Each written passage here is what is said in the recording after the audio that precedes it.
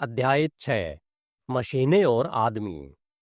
काम करने के लिए बड़ी संख्या में लोगों को एक साथ लाने में जिस चीज से सबसे ज्यादा जूझना पड़ता है वह है अत्यधिक संगठन और उसके परिणाम स्वरूप होने वाली लाल फीताशाही। मेरे ख्याल से इससे ज्यादा खतरनाक कोई और मानसिकता नहीं है, जिसे कभी कभी संगठन के लिए प्रतिभा के रूप में वर्णित किया जाता है। इसका परिणाम आमतौर पर एक बहुत बड़े चार्ट के जन्म के रूप में होता है, जो परिवार के पेड़ की तरह दिखता है कि अधिकार कैसे फैलता है। पेड़ सुंदर गोल जामुनों से भरा होता है, जिसमें से प्रत्येक पर किसी व्यक्ति या पद का नाम होता है। हर व्यक्ति का एक शीर्षक और कुछ कर्तव्य होते हैं, जो उसके जामुन की परिधि द्वारा सख्ती से सीमित होते हैं। अगर कोई स्ट्रा बॉस जनरल सुपरिटेंडेंट से कुछ कहना चाहता है, तो उसके संदेश को सब फोरमैन, विभाग प्रमुख और सभी सहायक अधीक्षकों से गुजरना पड़ता है। उसके बाद ही वह समय के साथ जनरल सुपरिटेंडेंट तक पहुंचता है। शायद तब तक वह जिस बारे में बात करना चाहता था वह इतिहास बन चुका होता है। चार्ट के निचले कोने में बेरी में रहने वाले व्यक्ति के संदेश को बोर्ड के अध्यक्ष या चेयरमैन तक पहुंचने में लगभग 6 सप्ताह लगते हैं, और अगर यह कभी इन प्रतिष्ठित अधिकारियों में से किसी एक तक पहुंचता है, तो उस समय तक यह आलोचनाओं, सुझावों और टिप्पणियों का 1 पाउंड इकट्ठा कर चुका होता है। बहुत कम चीजें कभी भी आधिकारिक विचार के तहत तब तक नहीं ली जाती है जब तक कि उन्हें वास्तव में नहीं किया जाना चाहिए। जिम्मेदारी को एक दूसरे से आगे पीछे कर दिया जाता है और सभी जिम्मेदारी व्यक्तियों द्वारा टाल दी जाती है, इस आलसी धारणा का पालन करते हुए कि 2 सिर एक से बेहतर है। अब मेरे विचार से बिजनेस कोई मशीन नहीं है, यह लोगों का एक समूह है जो काम करने के लिए एक साथ आते हैं, न कि एक दूसरे को पत्र लिखने के लिए। किसी एक विभाग के लिए यह जानना जरूरी नहीं है कि कोई दूसरा विभाग क्या कर रहा है। अगर कोई व्यक्ति अपना काम कर रहा है, तो उसके पास कोई दूसरा काम करने का समय नहीं होगा। जो लोग पूरे काम की योजना बनाते हैं, उनका काम यह देखना है कि सभी विभाग एक ही लक्ष्य की ओर ठीक से काम कर रहे हैं।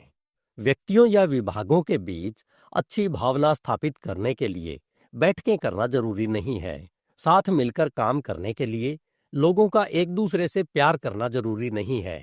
बहुत ज्यादा अच्छी संगति वास्तव में बहुत बुरी चीज हो सकती है, क्योंकि इससे एक व्यक्ति दूसरे की गलतियों को छिपाने की कोशिश कर सकता है। यह दोनों लोगों के लिए बुरा है। जब हम काम पर होते हैं तो हमें काम पर होना चाहिए।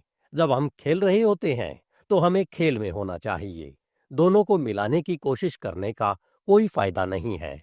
एकमात्र उद्देश्य काम पूरा करना और उसके लिए भुगतान प्राप्त करना होना चाहिए। जब काम पूरा हो जाता है तो खेल शुरू हो सकता है, लेकिन उससे पहले नहीं।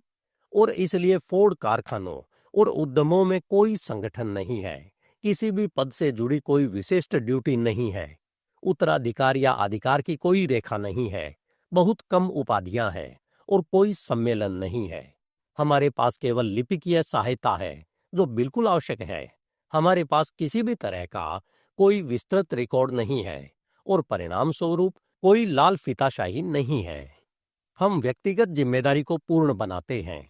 कामगार अपने काम के लिए पूरी तरह जिम्मेदार होता है।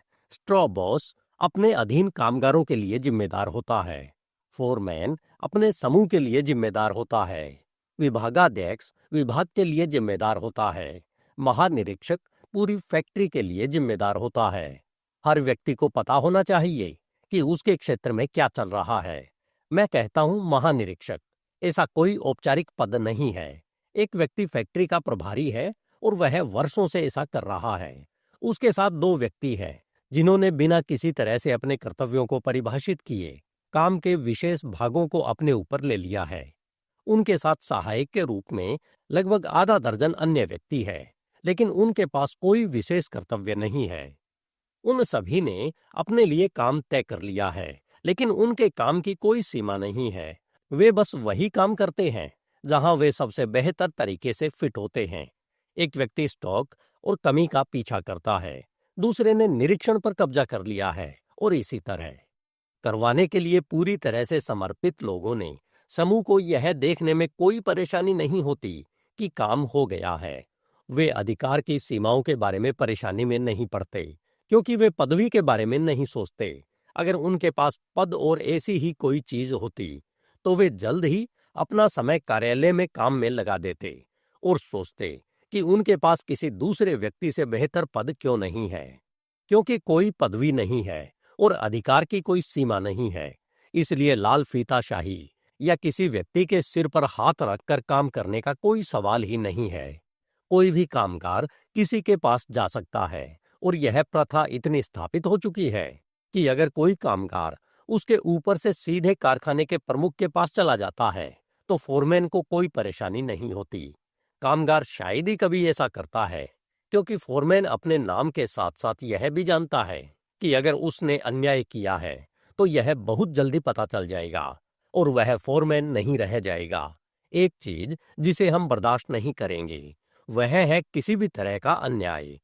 जैसे ही कोई व्यक्ति अधिकार से फूलने लगता है, उसका पता चल जाता है और वह बाहर चला जाता है या फिर मशीन पर वापस चला जाता है। अधीनस्थ पदों पर बैठे लोगों द्वारा अधिकार के अनुचित प्रयोग से बहुत अधिक श्रमिक असंतोष पैदा होता है और मुझे डर है कि बहुत से विनिर्माण संस्थानों में वास्तव में एक कामगार के लिए उचित व्यवहार पाना संभव नहीं है। काम और सिर्फ काम ही हमें कंट्रोल करता है। यही एक कारण है कि हमारे पास कोई उपाधि नहीं है। ज्यादातर लोग नौकरी तो कर सकते हैं, लेकिन उपाधि से वे दंग रह जाते हैं। उपाधि का प्रभाव बहुत ही अजीब होता है। इसे काम से मुक्ति के संकेत के रूप में बहुत ज्यादा इस्तेमाल किया गया है। यह लगभग एक बैज के बराबर है जिस पर यह लिखा होता है, इस आदमी के पास करने को कुछ नहीं है सिवाय इसके कि वह खुद को महत्वपूर्ण और बाकी सभी को निम्न समझता है। उपाधि न केवल अक्सर पहनने वाले के लिए हानिकारक होती है, बल्कि इसका दूसरों पर भी प्रभाव पड़ता है। पुरुषों के बीच व्यक्तिगत असंतोष का शायद इससे बड़ा कोई स्रोत नहीं है कि उपाधि धारण करने वाले हमेशा असली नेता नहीं होते। हर कोई एक असली नेता को स्वीकार करता है, एक ऐसा व्यक्ति जो योजना बनाने और आदेश देने के लिए योग्य हो। और जब आपको कोई असली नेता मिल जाए जो उपाधि धारण करता है, तो आपको किसी और से पूछना होगा कि उसकी उपाधि क्या है। वह इसके बारे में शेखी नहीं बघारता। बिजनेस में उपाधियों का बहुत अधिक उपयोग किया गया है और बिजनेस को नुकसान हुआ है। एक बुरी विशेषता यह है कि उपाधियों के अनुसार जिम्मेदारी का विभाजन किया जाता है, जो जिम्मेदारी को पूरी तरह से हटाने के बराबर है। जहां जिम्मेदारी को कई छोटे छोटे हिस्सों में विभाजित किया जाता है और कई विभागों में विभाजित किया जाता है, प्रत्येक विभाग अपने स्वयं के नाम मात्र प्रमुख के अधीन होता है, जो बदले में अपने अच्छे उप शीर्षकों वाले एक समूह से घिरा होता है। वहां ऐसा कोई व्यक्ति मिलना मुश्किल है जो वास्तव में जिम्मेदार महसूस करता हो। हर कोई जानता है कि बात को टालना का क्या मतलब है।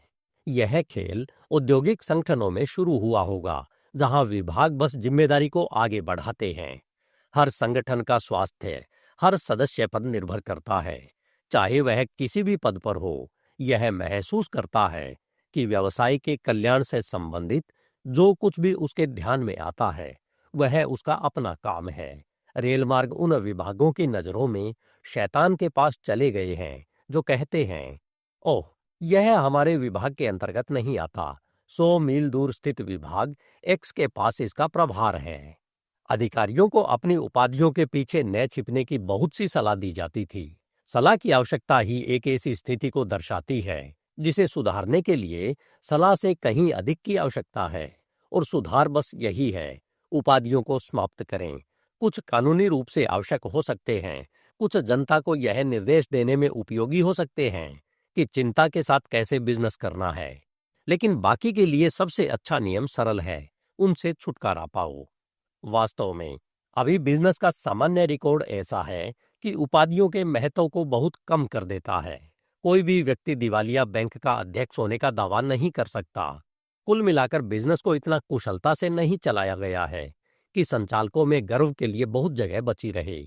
जो लोग अब उपाधियां धारण करते हैं और कुछ मूल्य रखते हैं, वे अपनी उपाधियां भूल रहे हैं और बिजनेस की नींव में कमजोर स्थानों की तलाश कर रहे हैं। वे फिर से उसी स्थान पर वापस आ गए हैं जहां से वे उठे थे। नीचे से ऊपर तक पुनर्निर्माण करने की कोशिश कर रहे हैं। और जब कोई व्यक्ति वास्तव में काम पर होता है तो उसे किसी उपाधि की आवश्यकता नहीं होती। उसका काम उसे सम्मान देता है। हमारे सभी लोग रोजगार विभाग के माध्यम से कारखाने या कार्यालयों में आते हैं। जहां की मैंने कहा है, हम विशेषज्ञों को काम पर नहीं रखते हैं, न ही हम पिछले अनुभवों के आधार पर या निम्नतम पद के अलावा किसी अन्य पद पर लोगों को रखते हैं। चूंकि हम किसी व्यक्ति को उसके पिछले इतिहास के आधार पर नहीं रखते हैं, इसलिए हम उसके पिछले इतिहास के कारण उसे मना भी नहीं करते हैं। मैं कभी किसी ऐसे व्यक्ति से नहीं मिला जो पूरी तरह से बुरा हो। उसमें हमेशा कुछ अच्छाई होती है अगर उसे मौका मिले। यही कारण है कि हम किसी व्यक्ति के पिछले इतिहास की जरा भी परवाह नहीं करते हैं। हम किसी व्यक्ति को उसके इतिहास के आधार पर नहीं रखते हैं, हम उसे काम पर रखते हैं। अगर वह जेल जा चुका है तो यह कहने का कोई कारण नहीं है कि वह फिर से जेल जाएगा। मुझे लगता है इसके विपरीत, अगर उसे मौका दिया जाए तो वह जेल से बाहर रहने के लिए विशेष प्रयास करेगा। हमारा रोजगार कार्यालय किसी व्यक्ति को उसके पिछले किसी भी काम के लिए नहीं रोकता है। वह समान रूप से स्वीकार्य है, चाहे वह सिंग सिंग में रहा हो या हार्वर्ड में। और हम यह भी नहीं पूछते हैं कि उसने कहाँ से स्नातक किया है। उसे बस काम करने की इच्छा की आवश्यकता है। यदि वह काम करने की इच्छा नहीं रखता है तो यह बहुत कम संभावना है कि वह किसी पद के लिए आवेदन करेगा, क्योंकि यह अच्छी तरह से ज्ञात है कि फोर्ड संयंत्र में एक आदमी काम करता है। हम फिर से दोहराना चाहते हैं कि हमें इस बात की परवाह नहीं है कि एक आदमी क्या कर रहा है। अगर वह कॉलेज गया है तो उसे तेजी से आगे बढ़ने में सक्षम होना चाहिए, लेकिन उसे नीचे से शुरू करना होगा और अपनी योग्यता साबित करनी होगी। हर आदमी का भविष्य पूरी तरह से उसके हाथ में है। पुरुषों को मान्यता प्राप्त करने में असमर्थ होने के बारे में बहुत अधिक ढीली बातें हैं। हमारे साथ हर आदमी को वह सटीक मान्यता मिलना तय है जिसका वह हकदार है। बेशक मान्यता की चाह में कुछ ऐसे कारक हैं जिन पर विचार किया जाना चाहिए। आधुनिक औद्योगिक व्यवस्था ने इस चाह को इतना विकृत कर दिया है कि अब यह लगभग जुनून बन चुका है। एक समय था जब किसी व्यक्ति की व्यक्तिगत उन्नति पूरी तरह से और तुरंत उसके काम पर निर्भर करती थी, किसी के पक्ष पर नहीं। लेकिन आजकल यह अक्सर किसी प्रभावशाली व्यक्ति की नजर में आने के सौभाग्य पर बहुत अधिक निर्भर करता है। यही वह चीज है जिसके खिलाफ हमने सफलतापूर्वक लड़ाई लड़ी है। लोग किसी का ध्यान आकर्षित करने के विचार से काम करेंगे। वे इस विचार से काम करेंगे कि अगर उन्हें अपने काम का श्रेय नहीं मिलता है तो उन्होंने इसे खराब तरीके से किया होगा या फिर इसे बिल्कुल भी नहीं किया होगा। इस प्रकार काम कभी कभी गौण हो जाता है। हाथ में काम, हाथ में लेख, हाथ में विशेष प्रकार की सेवा मुख्य काम नहीं रह जाता। मुख्य काम व्यक्तिगत उन्नति बन जाता है, एक ऐसा मंच जिससे किसी का ध्यान आकर्षित किया जा सके। काम को गौण और मान्यता को प्राथमिक बनाने की यह आदत काम के साथ अन्याय करती है। यह मान्यता और श्रेय को असली काम बना देती है और इसका भी कर्मचारी पर दुर्भाग्यपूर्ण प्रभाव पड़ता है। यह एक अजीब तरह की महत्वाकांक्षा को बढ़ावा देता है जो न तो प्यारी है और न ही प्रोडक्टिव। यह ऐसे आदमी को जन्म देता है जो कल्पना करता है कि मालिक के साथ खड़े होकर वह आगे बढ़ जाएगा। हर दुकान इस तरह के आदमी को जानती है और सबसे बुरी बात यह है कि वर्तमान औद्योगिक व्यवस्था में कुछ ऐसी चीजें हैं जो यह दिखाती है कि खेल वास्तव में लाभदायक है। फोरमैन केवल इंसान है। यह स्वाभाविक है कि उन्हें यह विश्वास दिलाकर खुश किया जाए कि वे कामगारों के सुख दुख को अपने हाथों में रखते हैं। यह भी स्वाभाविक है कि चापलूसी के लिए खुले होने के कारण उनके स्वार्थी अधीनस्थ उनके पक्ष में लाभ प्राप्त करने के लिए उनकी और भी अधिक चापलूसी करें। इसलिए मैं व्यक्तिगत तत्वों को यथासंभव कम करना चाहता हूं। हमारे साथ उच्च पद पर पहुंचना किसी भी ऐसे व्यक्ति के लिए विशेष रूप से आसान है जो कभी सब कुछ नहीं जानता। कुछ लोग कड़ी मेहनत करेंगे लेकिन उनमें सोचने की क्षमता नहीं होगी और खासकर जल्दी सोचने की। ऐसे लोग अपनी योग्यता के अनुसार आगे बढ़ते हैं। एक व्यक्ति अपने परिश्रम से उन्नति का हकदार हो सकता है, लेकिन उसे यह तब तक नहीं मिल सकता जब तक कि उसमें नेतृत्व का एक निश्चित तत्व न हो। यह कोई सपनों की दुनिया नहीं है जिसमें हम रह रहे हैं। मुझे लगता है कि हमारे कारखाने की उथल पुथल की प्रक्रिया में हर आदमी अंततः वहीं पहुंचता है जहां उसे होना चाहिए। संगठन के किसी भी हिस्से में जिस तरह से सब कुछ किया जाता है, उससे हम कभी संतुष्ट नहीं होते। हम हमेशा सोचते हैं कि इसे बेहतर तरीके से किया जाना चाहिए और अंततः इसे बेहतर तरीके से किया जाएगा। भीड़ की भावना उस व्यक्ति को अंततः उच्च पद पाने के लिए मजबूर करती है, जिसमें उच्च पद के लिए गुण होते हैं। शायद उसे वह स्थान न मिले यदि संगठन, जो एक ऐसा शब्द है जिसका मैं उपयोग करना पसंद नहीं करता, कभी स्थिर हो जाए, ताकि नियमित कदम और मृत लोगों के जूते हों। लेकिन हमारे पास इतने कम पद हैं कि एक व्यक्ति जो वह कर रहा है उससे बेहतर कुछ करना चाहिए, बहुत जल्दी उसे करने लगता है। वह इस तथ्य से बाधित नहीं होता कि उसके आगे कोई पद खुला नहीं है, क्योंकि कोई पद नहीं है। हमारे पास कोई कट एंड ड्राई स्थान नहीं है। हमारे सर्वश्रेष्ठ लोग अपना स्थान बनाते हैं। ऐसा करना काफी आसान है, क्योंकि हमेशा काम होता है। और जब आप प्रमोशन चाहने वाले व्यक्ति के लिए उपयुक्त पद खोजने के बजाय काम पूरा करने के बारे में सोचते हैं, तो पदोन्नति के बारे में कोई कठिनाई नहीं होती है। पदोन्नति अपने आप में औपचारिक नहीं है। वह व्यक्ति बस यह पाता है कि वह जो कर रहा था उसके अलावा कुछ और कर रहा है और अधिक पैसे कमा रहा है। हमारे सभी लोग इस प्रकार नीचे से ऊपर आए हैं। फैक्ट्री के प्रमुख ने मशीनिस्ट के रूप में शुरुआत की। बड़े रिवर रूज प्लांट के प्रभारी व्यक्ति ने पैटर्न मेकर के रूप में शुरुआत की। एक अन्य व्यक्ति, जो विभाग प्रमुखों में से एक की देखरेख करता था, उसने स्वीपर के रूप में शुरुआत की। फैक्ट्री में कभी भी ऐसा कोई व्यक्ति नहीं है जो सड़क से न आया हो। हमने जो कुछ भी डेवलप किया है वह उन लोगों द्वारा किया गया है जिन्होंने हमारे साथ खुद को योग्य बनाया है। सौभाग्य से हमें कोई परंपरा विरासत में नहीं मिली और हम कोई परंपरा स्थापित नहीं कर रहे हैं। अगर हमारे पास कोई परंपरा है तो वह यह है, हर काम हमेशा उससे बेहतर तरीके से किया जा सकता है जितना कि वह किया जा रहा है। काम को बेहतर और तेजी से करने के लिए हमेशा दबाव डालने से फैक्ट्री की लगभग हर समस्या हल हो जाती है। एक विभाग अपनी उत्पादन दर से अपनी स्थिति बनाता है। प्रोडक्शन की दर, प्रोडक्शन का रेट और प्रोडक्शन की लागत अलग अलग तत्व है। फोरमैन और अधीक्षक यदि अपने विभागों में लागतों पर नजर रखें तो वे केवल समय बर्बाद करेंगे।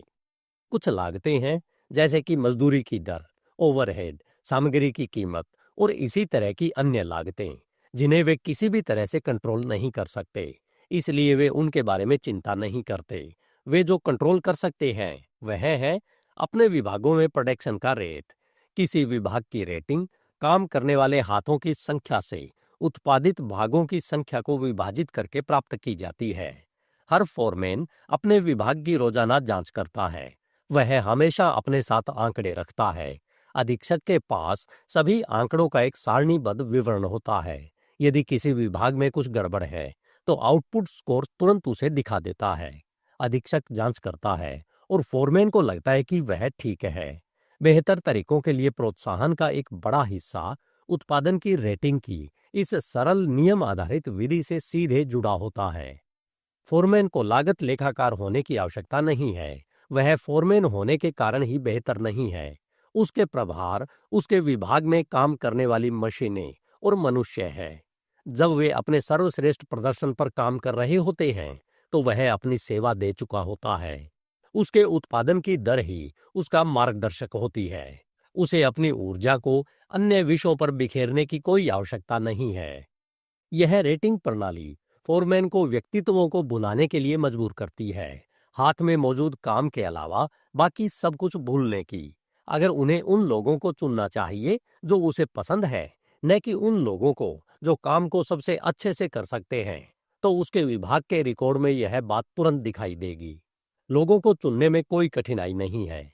वे खुद को चुनते हैं, क्योंकि हालांकि हम उन्नति के अवसरों की कमी के बारे में बहुत कुछ सुनते हैं। औसत कर्मचारी उन्नति की तुलना में एक स्थिर नौकरी में अधिक रुचि रखता है।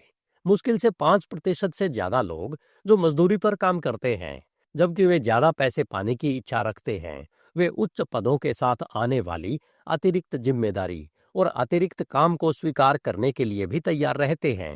केवल लगभग 25% लोग ही स्ट्रॉ बॉस बनने के लिए तैयार हैं, और उनमें से अधिकांश इसलिए यह पद लेते हैं क्योंकि इसमें मशीन पर काम करने की तुलना में अधिक वेतन मिलता है। अधिक यांत्रिक मानसिकता वाले लोग, लेकिन जिम्मेदारी की कोई इच्छा नहीं रखने वाले, उपकरण बनाने वाले विभागों में जाते हैं, जहां उन्हें वास्तविक उत्पादन की तुलना में काफी अधिक वेतन मिलता है। लेकिन अधिकांश लोग यहीं रहना चाहते हैं। वे नेतृत्व चाहते हैं। वे चाहते हैं कि उनके लिए सब कुछ किया जाए और कोई जिम्मेदारी न हो। इसलिए पुरुषों की बड़ी संख्या के बावजूद कठिनाई उन लोगों को खोजने की नहीं है जिन्हें आगे बढ़ाया जा सके, बल्कि उन लोगों को खोजने की है जो आगे बढ़ने के लिए तैयार हैं। स्वीकृत सिद्धांत यह है कि सभी लोग उन्नति के लिए उत्सुक हैं, और इसी आधार पर कई सुंदर योजनाएं बनाई गई है। मैं केवल इतना कह सकता हूं कि हमें ऐसा नहीं लगता। हमारे यहाँ काम करने वाले अमेरिकी आगे बढ़ना चाहते हैं, लेकिन वे हमेशा शीर्ष पर नहीं पहुंचना चाहते। आमतौर पर विदेशी लोग स्ट्रॉ बॉस बनकर रहना पसंद करते हैं। यह सब क्यों है, मुझे नहीं पता। मैं तथ्य बता रहा हूं। जैसा कि मैंने कहा, यहाँ हर कोई इस बात को लेकर खुला दिमाग रखता है कि हर काम किस तरह से किया जा रहा है। अगर कोई निश्चित सिद्धांत है, कोई निश्चित नियम, तो वह यह है कि कोई भी काम ठीक से नहीं किया जा रहा है। पूरा कारखाना मैनेजमेंट हमेशा सुझावों के लिए खुला रहता है, और हमारे पास एक अनौपचारिक सुझाव प्रणाली है जिसके द्वारा कोई भी कर्मचारी अपने पास आए किसी भी विचार को बता सकता है और उस पर कार्रवाई करवा सकता है। प्रति पीस 1 सेंट की बचत स्पष्ट रूप से सार्थक हो सकती है। हमारे प्रोडक्शन की वर्तमान दर पर एक पार्ट पर 1 सेंट की बचत $12,000 प्रति वर्ष के बराबर है। प्रत्येक पार्ट पर 1 सेंट की बचत लाखों डॉलर प्रति वर्ष के बराबर होगी। इसलिए बचत की तुलना करते समय गणना 1 सेंट के 1000वें हिस्से तक की जाती है। यदि सुझाए गए नए तरीके से बचत होती है और बदलाव करने की लागत उचित समय के भीतर, मान लीजिए 3 महीने के भीतर, खुद ही चुक जाती है, तो बदलाव व्यवहारिक रूप से, स्वाभाविक रूप से किया जाता है। ये बदलाव किसी भी तरह से उन सुधारों तक सीमित नहीं है जो प्रोडक्शन बढ़ाएंगे या लागत घटाएंगे। बहुत सारे, शायद उनमें से अधिकांश, काम को आसान बनाने की दिशा में है। हम इस जगह पर कोई कठिन मानव हत्या वाला काम नहीं चाहते हैं, और अब यह बहुत कम है। और आमतौर पर ऐसा होता है कि जिस तरीके को अपनाना पुरुषों के लिए आसान है, वह लागत भी कम करता है। शालीनता और अच्छे बिजनेस के बीच सबसे घनिष्ठ संबंध है। हम अंतिम दशमलव तक भी जांच करते हैं कि कोई पार्ट बनाना सस्ता है या खरीदना। सुझाव हर जगह से आते हैं। पोलिश कारीगर इन्हें बनाने में सभी विदेशियों में सबसे चतुर लगते हैं। एक जो अंग्रेजी नहीं बोल सकता था ने संकेत दिया कि यदि उसकी मशीन में औजार को अलग कोण पर रखा जाए तो यह अधिक समय तक चल सकता है। वैसे भी यह केवल 4 या 5 कट ही टिक पाएगा। वह सही था, और पसीने में बहुत सारा पैसा बच गया। एक अन्य पोलिश जो ड्रिल प्रेस चला रहा था ने ड्रिलिंग के बाद भाग को संभालने से बचाने के लिए एक छोटा सा उपकरण लगाया। इसे आमतौर पर अपनाया गया और इससे काफी बचत हुई। पुरुष अक्सर अपने खुद के छोटे छोटे उपकरण आजमाते हैं, क्योंकि एक चीज पर ध्यान केंद्रित करने से यदि उनका मन उस तरह से हो तो वे आमतौर पर कुछ सुधार कर सकते हैं। एक आदमी की मशीन की सफाई भी, हालांकि मशीन को साफ करना उसके कर्तव्य का हिस्सा नहीं है, आमतौर पर उसकी बुद्धिमत्ता का संकेत है। यहाँ कुछ सुझाव दिए गए हैं। एक प्रस्ताव है कि ढलाई को फाउंड्री से मशीन शॉप तक ओवरहेड कन्वेयर पर ले जाया जाए, जिससे परिवहन विभाग में 70 लोगों की बचत हुई। पहले 17 लोग हुआ करते थे, और यह तब की बात है जब उत्पादन छोटा था। गियर से बर्स को हटाना, और यह एक कठिन, गंदा काम था। एक आदमी ने एक विशेष मशीन का मोटा खाका तैयार किया। उसके विचार पर काम किया गया और मशीन बनाई गई। अब 4 लोगों के पास 17 लोगों के प्रोडक्शन का कई गुना उत्पादन है, और उन्हें बिल्कुल भी मेहनत नहीं करनी पड़ती। चेसिस के एक हिस्से में ठोस से वेल्डेड रोड में बदलाव करने से वर्तमान समय की तुलना में कम उत्पादन पर प्रति वर्ष लगभग 1.5 मिलियन की तत्काल बचत हुई। सामान्य तरीके से खींचने के बजाय चपटी चादरों से कुछ ट्यूब बनने से एक और बड़ी बचत हुई। एक खास गियर बनाने की पुरानी विधि में 4 ऑपरेशन शामिल थे और 12% स्टील स्क्रैप में चला जाता था। हम अपने स्क्रैप का ज्यादातर हिस्सा इस्तेमाल करते हैं और आखिरकार हम इसे पूरी तरह इस्तेमाल कर लेंगे। लेकिन स्क्रैप में कटौती न करने का यह कोई कारण नहीं है। सिर्फ यह तथ्य है कि सारा कचरा एक नुकसान नहीं है। कचरे की अनुमति देने का कोई बहाना नहीं है। एक कामगार ने इस गियर को बनाने के लिए एक बहुत ही सरल विधि तैयार की। उसमें स्क्रैप सिर्फ 1% था। फिर से कैमसॉफ्ट की सतह को कठोर बनाने के लिए हीट ट्रीटमेंट की आवश्यकता होती है। कैमसॉफ्ट हमेशा हीट ट्रीट ओवन से कुछ हद तक टेढ़े मेढ़े निकलते थे और 1918 में भी हमने सिर्फ शाफ्ट को सीधा करने के लिए 37 लोगों को काम पर रखा था। हमारे कई लोगों ने लगभग 1 साल तक प्रयोग किया और आखिरकार ओवन का एक नया रूप तैयार किया गया जिसमें शाफ्ट टेढ़े नहीं हो सकते थे। 1921 में 1918 की तुलना में बहुत ज्यादा प्रोडक्शन के साथ हमने पूरे ऑपरेशन में सिर्फ 8 लोगों को काम पर रखा। और फिर किसी भी व्यक्ति द्वारा किए जाने वाले किसी भी काम में कौशल की आवश्यकता को समाप्त करने का दबाव है। पुराने समय के औजारों को सख्त करने वाला एक विशेषज्ञ था। उसे तापमान का अंदाजा लगाना था। यह एक हिट या मिस ऑपरेशन था। आश्चर्य की बात यह है कि वह इतनी बार हिट करता था। स्टील को सख्त करने में ऊष्मा उपचार अत्यधिक महत्वपूर्ण है, बशर्ते कि व्यक्ति को सही ताप लागू करने के लिए सही ताप का पता हो। इसे थंब ऑफ रूल से नहीं जाना जा सकता, इसे मापा जाना चाहिए। हमने एक ऐसी प्रणाली शुरू की जिसके द्वारा भट्टी पर काम करने वाले व्यक्ति का ताप से कोई लेना देना नहीं होता। वह पाइरोमीटर को नहीं देखता। वह उपकरण जो तापमान को पंजीकृत करता है, रंगीन बिजली की रोशनी उसे संकेत देती है। हमारी कोई भी मशीन कभी भी बेतरतीब ढंग से नहीं बनाई जाती। किसी भी काम को करने से पहले विचार की विस्तार से जांच की जाती है। कभी कभी लकड़ी के मॉडल बनाए जाते हैं या फिर भागों को ब्लैक बोर्ड पर पूर्ण आकार में बनाया जाता है। हम मिसाल में बंधे नहीं हैं, लेकिन हम कुछ भी किस्मत पर नहीं छोड़ते और हमें अभी तक ऐसी मशीन नहीं बनानी है जो वह काम न करे जिसके लिए इसे डिजाइन किया गया था। लगभग 90% सभी प्रयोग सफल रहे हैं। निर्माण में जो भी विशेषज्ञता विकसित हुई है वह कामगारों के कारण ही है। मेरा मानना है कि अगर कामगारों पर कोई रोक टोक न हो और उन्हें पता हो कि वे सेवा कर रहे हैं, तो वे हमेशा सबसे तुच्छ कामों में भी अपना पूरा दिमाग और इच्छा शक्ति लगाएंगे। धन्यवाद। HindiAudiobook.com। आपका दिन शुभ हो।